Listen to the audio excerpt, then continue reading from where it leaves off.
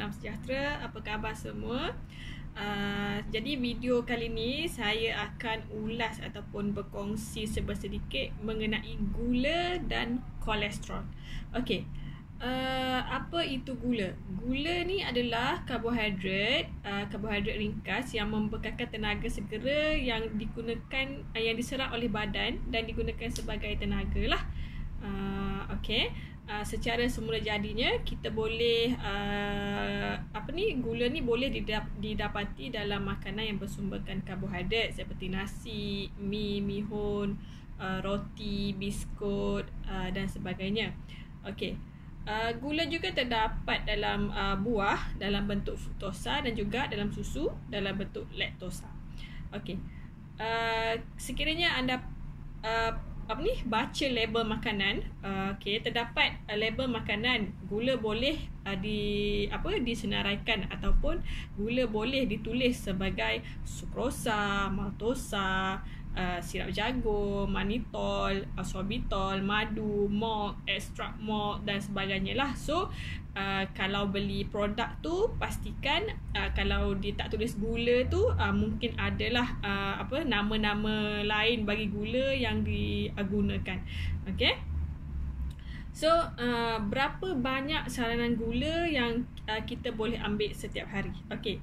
Untuk lelaki dewasa, saranan gula untuk satu hari ialah 9 sudu teh.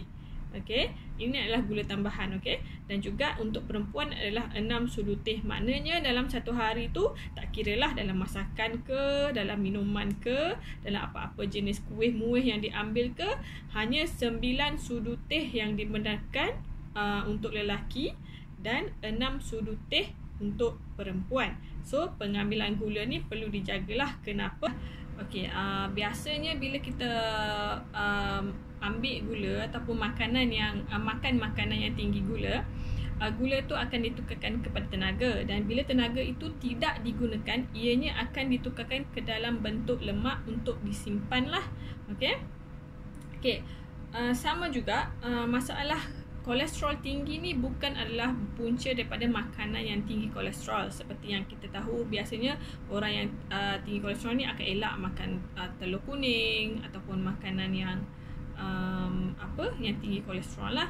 Biasanya kolesterol ni akan meningkat bila pengambilan karbohidrat ringkas seperti gula secara berlebihan. Kenapa? Okey, ia menyebabkan hati memproses kolesterol jahat lah, ataupun juga dikenali sebagai LDL ataupun low density lipoprotein. Nama lain dia, nama yang biasa kita dengar ialah kolesterol jahat, dan juga menurunkan kolesterol yang baik lah, ataupun high density lipoprotein ataupun HDL.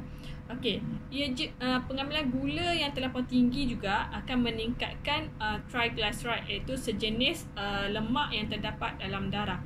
Okey, oleh itu bagi mereka yang dalam proses nak turunkan lemak badan, nak turunkan kolesterol, bukan sahaja perlu kurangkan makanan bergoreng, perlu kurangkan makanan yang tinggi kolesterol ataupun mengandung kolesterol lebih, tetapi yang utamanya adalah perlu kawal pengambilan gula secara menyeluruh. Maknanya ikut saranan yang kita cakapkan tadi, iaitu lelaki 9 sudut kecil sehari dan perempuan ialah 6 sudu kecil sehari. Kerana pengambilan gula yang berlebihan ni yang akan menyebabkan kandungan lemak badan yang tak terkawal ataupun terlampau tinggi, peningkatan paras kolesterol. Okay? So secara overallnya, gula adalah benda pertama yang perlu kita jaga bagi mengurangkan masalah-masalah ni lah. Terutamanya bagi mereka yang nak turun berat badan secara sihat lah. So kita tak nak turun berat je, kita nak sekali kita punya lemak badan pun cantik, kita punya paras kolesterol pun terjaga. Okay, jadi saya rasa setakat tu je video untuk kali ni. Sekiranya ada apa-apa soalan boleh komen kat bawah, dan mungkin sekiranya ada apa-apa topik yang tuan-tuan dan puan-puan nak saya kupaskan, juga boleh tinggalkan dalam ruangan komen lah. Okey, itu saja untuk kali ini. Terima kasih.